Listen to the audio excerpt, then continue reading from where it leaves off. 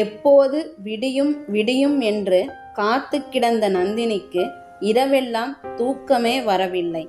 தூங்குவதற்கும் அவள் மனம் சம்மதிக்கவில்லை.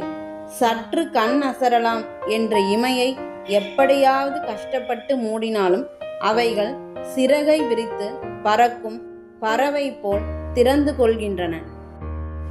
அந்த சிறிய அறைக்குள் நடந்து பார்த்தாள். மீண்டும் பெட்டின் மீது வந்து அமர்ந்து பார்த்தாள். சற்று நேரம் கழித்து ஜன்னல் கதவை திறந்து கொண்டு வெளியே எட்டி பார்த்தாள். இதற்கிடையில் 10 நிமிடத்திற்கு ஒருமுறை கடிகாரத்தையும் பார்த்து கொண்டாள். இவள் பதட்டத்தை புரிந்து கொள்ளாத அந்த கடிகாரம் இயல்பாக தன் வேலையை செய்து கொண்டிருந்தது. நம் வாழ்க்கையில் நாம் என்ன மாற்றங்கள் வேண்டுமானாலும் செய்து கொள்ளலாம். காலத்தை மாற்ற முடியுமா என்ன? அது நம் கையிலா இருக்கின்றது. எல்லாம் தெரியும் நந்தினிக்கு. இருந்தாலும் இந்த பொழுது சடுதியில் விடிந்து விட வேண்டும், அவ்வளவுதான் அவளின் சிறிய ஆசை. கால் மேல் கால் போட்டுக்கொண்டு பெட்டின் மீது படுத்திருந்த நந்தினி எதையோ மனதில் போட்டு குழப்பிக் கொண்டிருந்தாள். இந்த யோசனைகளுக்கு நடுவே அவளின் கால்கள் ஒன்றன் மீது ஒன்று மாறி மாறி உட்கார்ந்து கொண்டிருந்தன.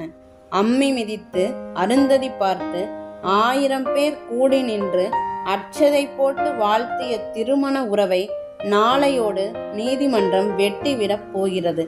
திவாகரனோடு ஓராண்டு வாழ்ந்த வாழ்க்கைக்கு முற்றுப்புள்ளி வைக்கப் போகின்றது. மனதில் கொஞ்சம் நஞ்சம் தேங்கி கிடக்கும் நினைவுகளை கூட நாளையோடு பொசுக்கிவிடலாம்.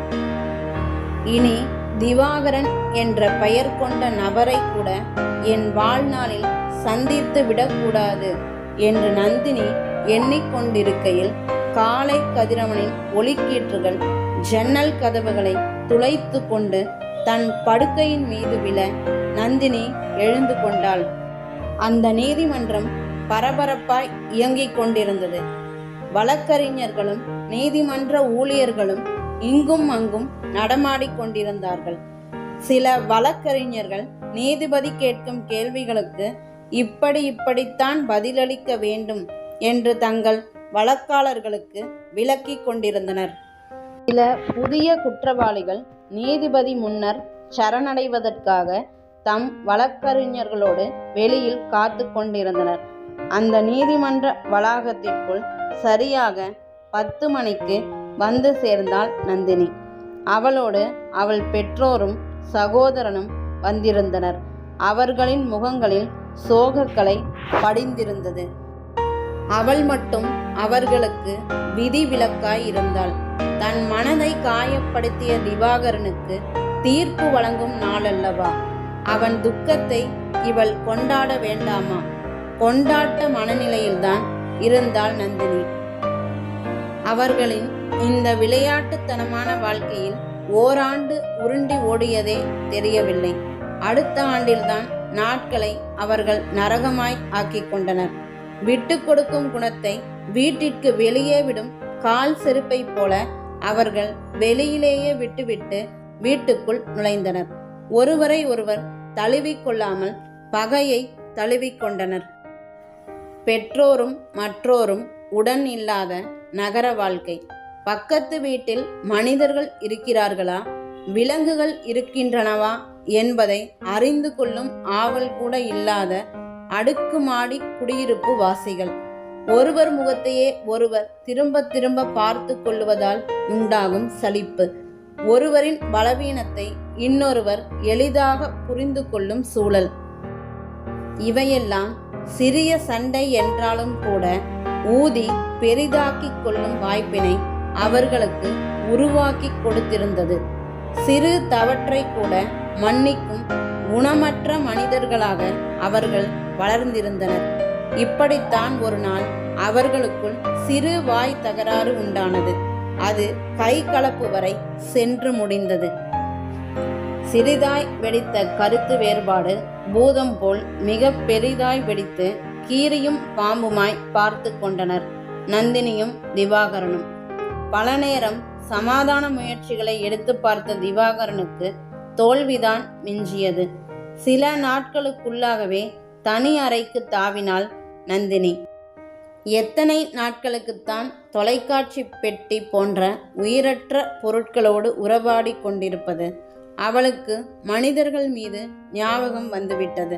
தன் தவறுகளை சகித்து கொள்ளும், தன் கோபத்தை ஏற்றுக்கொள்ளும் அப்பா அம்மா கனவில் வந்து அழைக்க, தன் கழுத்தில் தொங்கிக் கொண்டிருந்த தாலிக்கயிற்றை கழற்றி திவாகரனின் டேபிளில் வைத்துவிட்டு தாய் வீட்டிற்கு நடையை கட்டத் தொடங்கினாள் நந்தினி. அலைபேசியில் அழுது பார்த்துவிட்டு நேராகவும் சென்று தன் தவறுகளை திருத்திக் கொள்வதாய் சொன்ன திவாகரனின் கையில் விவாகரத்து நோட்டீஸை கொடுத்துவிட்டு வாய் பேசாமல் உள்ளே போய் கதவை சாத்தி கொண்டாள் நந்தினி.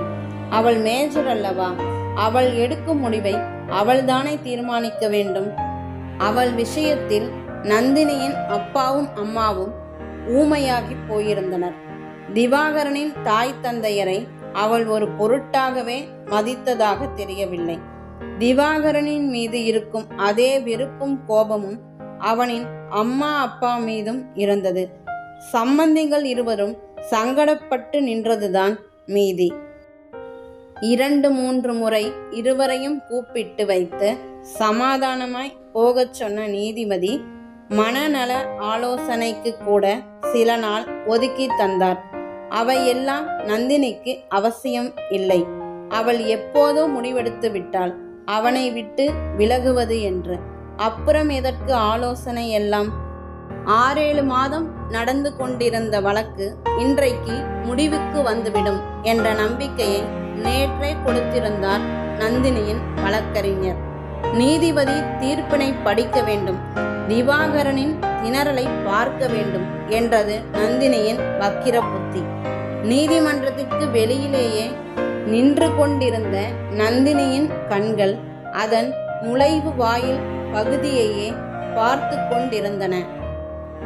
எத்தனையோ முகங்களையும் மனிதர்களையும் வரவேற்பறையில் நின்று வரவேற்பவள் போல் நின்று கொண்டிருந்த நந்தினியின் கண்கள் திவாகரனையே தேடித் திரிந்தன. அவன் வருவதாய் தெரியவில்லை. கைகளை பிசைந்து கொண்டாள். தன் ஆசை நிறைவேறாமல் போய்விடுமோ என அச்சப்பட்டாள். அதெப்படி நிறைவேறாமல் போகும்? கண்டிப்பாக திவாகரனை பார்த்துவிட்டுத்தான் இந்த நீதிமன்ற வளாகத்தை விட்டு போவேன் என்று தீர்க்கமாக முடிவெடுத்து கொண்டாள் நந்தினி.